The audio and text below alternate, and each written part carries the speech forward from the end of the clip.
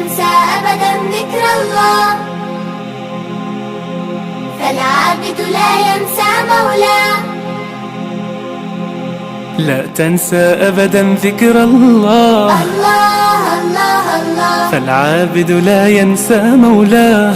الله الله الله، لا تنسى أبدا ذكر الله، الله الله الله، فالعابد لا ينسى مولاه. الله الله الله. سبحان الله سبحان الله، أكثر من قولك يا الله. سبحان الله سبحان الله، أكثر من قولك يا الله. الله الله سبحان الله. الله الله سبحان الله. قتل أصحاب الأخدود النار ذات الوقود. على كل حال مركز صوت وطوبنه يمن بغرطوية كتيري جرتي حيرة ماشا ليلادو عراق كمدنا بغرطوية كتيري جرتي شامنا بغرطوية أيا كتيري جرتي حجاز يدو مرنا بغرطوية عين كاسي كما تيري جرين إماروين با كتيري بالله يسكي لهذا لكن بغرطوية الرسمي كما تيرين marka aynu soo qabanno magaalada Maka oo ahayd magaalada aynu oran karno ee taariikhda islaamiga ku weyn una baahan waxoogaa yar inaynu ka sheegno iyo qaab nololeedkeedii. markii aynu wada naqaano waa magaalo ku ooli jirtay meel buuraleeya oo laba buurood hareeraha kaga wareegsan yihiin oo sida bil oo kale ay ku yihiin. Quraysh baana degtay meesha tan gaar ahaan قصي بن كلاب نكي لورن جري oo kamida quraysh nabiga kaleey salaatu wasalaam ku aftirsada kamida qusay ibn kilab ayaa degay meeshatan.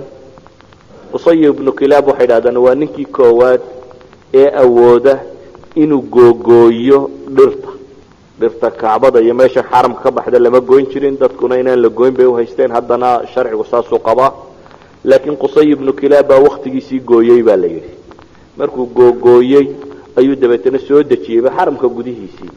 markaas buu quraysh u kala tilmaamay meel ay kala degdegto oo inay xaggan deg in kala xaggan dajiyay in badan u dajiyay. quraysh maal qabeenkeedii iyo dadkeedii hantiilayda ahaa inta badan Batha oo Makka ayay degi jireen. Batha oo Makka waa inta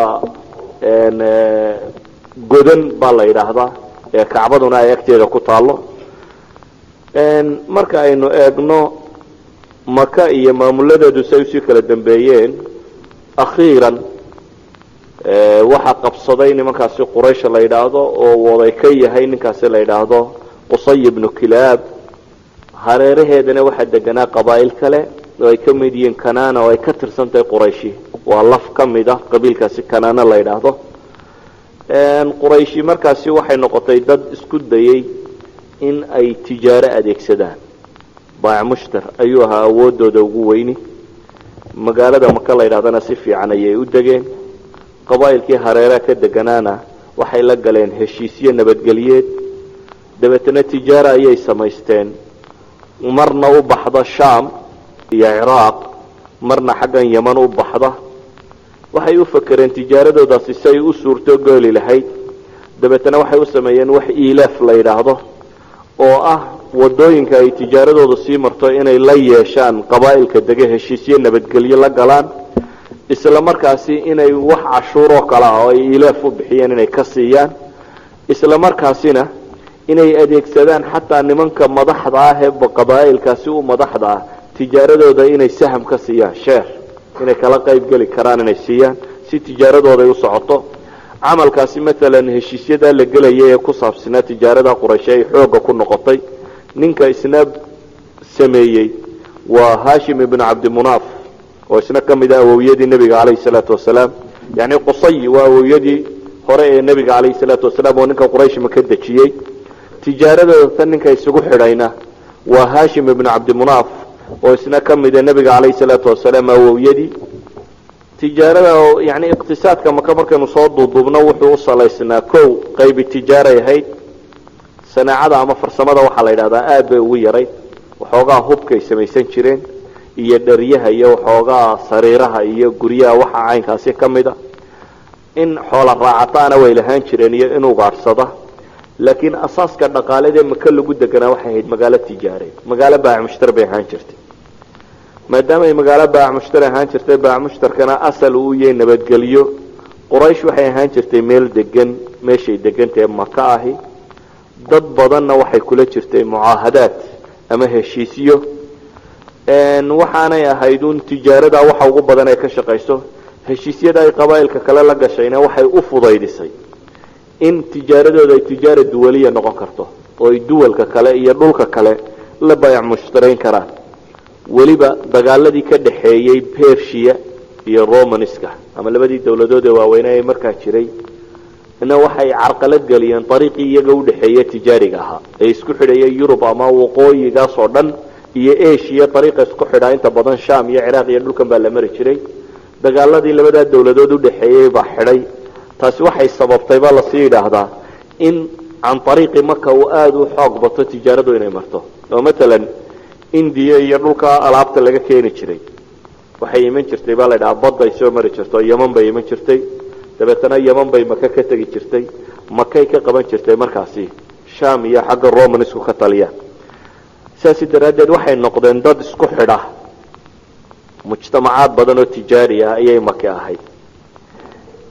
reer Makkana maadaama ay tijaaradaasi in badan ka shaqaynayeen waxay noqdeen dad maalqabeen badani uu ku jiro.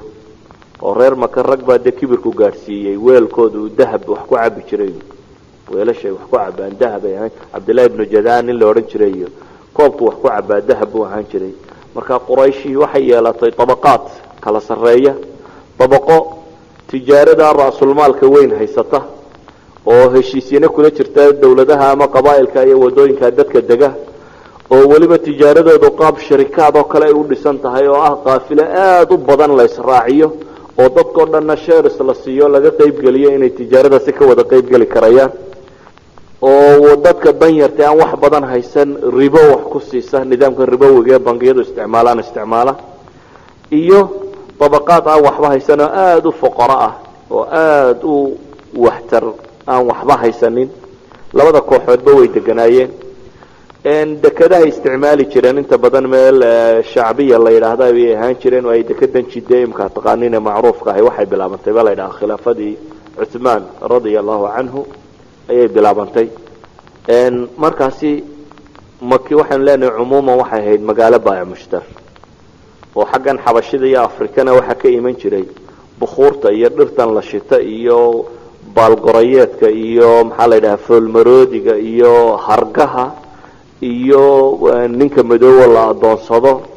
xagga Shaamna waxa ka iman jiray baa la yiraahdaa inta badan waxa la cuno daqiiqda iyo sarreenka iyo saliidaha iyo khamriga iyo cinabka iyo waxaasina xagga Shaam bay uga iman jireen. xaggan India ama India dhankeedana iyaga waxa uga iman jireen inta badan looxa iyo filfisha iyo bahaaraadka, yani waxyaabahan yaryar raashinka lagu darsado tirada badan leh, dharka iyo xariirta iyo waxaan la tolo, weelasha, waxaasina inta badan waxay ka iman jireen dhanka kan India. tijaaradaas bay u dhaxeeyeen. siyaasadda Quraysheedna umuuma waxay ahayd siyaasad ku salaysan deganaanshiyo iyo in loo dhimriyo iyo heshiisiyo in la galo, oo may ahayn dad dagaal badan. waayo taariikhda Quraysh waxay yiraahdaan qabla intaanu nabigu iman calayhi salaatu wasalaam aanay dagaalka u xidhxidhan horteed taariikhan waxaa loo hayaaba 4 dagaal waxay galeen. 4 dagaalna waa xuruub ilfijaar 4 loo oran jiray. 4 dagaalna inta badan waxaa la yiraahdaa munaawashaad yaryar baaba iska ahaayeen, yani dagaalo xataa aad u waaweyn may ahayn ee dagaalo waxoogaa loolama yaryar oo aan saa usii badnayn buu ahaa. saa daraadeed waxaa la yidhahdaa Qurayshi intan ka horeysay islaamka may ku badnayn dagaalku. siyaasadooduna waxay ku salaysnayd in dadka heshiis iyo tijaarada in shirkad laga siiyo iyo lacag iyo qaabkan fudaydka ah ayay ku salaysnayd. weliba waxa kaloo siinayeyna mudnaan kale waxay deganayd markas diiniyo dadku diin ahaan buu uga dambeeyey. markas diiniya ayay deganayd oo dee diintii Nabi Ibrahim laga dhaxlay wixii ka soo hadhay meesha uu sii yaalay. inkastoo markii dambe waqtigii ay khuzaaciyiintu ka talinayeen meesha tan ay diinta qaldeen, gaar ahaan ninkii la odhan jiray Camar ibn Luhay al-Khuzaaci oo axaadiista saxiixiiba ay ku soo aroortay inuu nebigu lahaa kaa waxaan arkay isagoo naarta xiidmihiisa ku daba wareegaya buu nebigu tilmaamayay yacni ahlu naarku ka mid yahay ninka kani waa ninkii koowaad ee asnaamta keena maka sanamkii hubal la odhan jiray buu kasoo iibsaday shaam dabeetana tuurta kusoo qaatoo keenay kadibna asnaam badan baa la keenay ilaa iyo kacbada agagaarkeeda uu nebigu calayhi salaatu wasalaam ka dumiyey 360 sanam لا تنسى أبدا ذكر الله فالعابد لا ينسى مولاه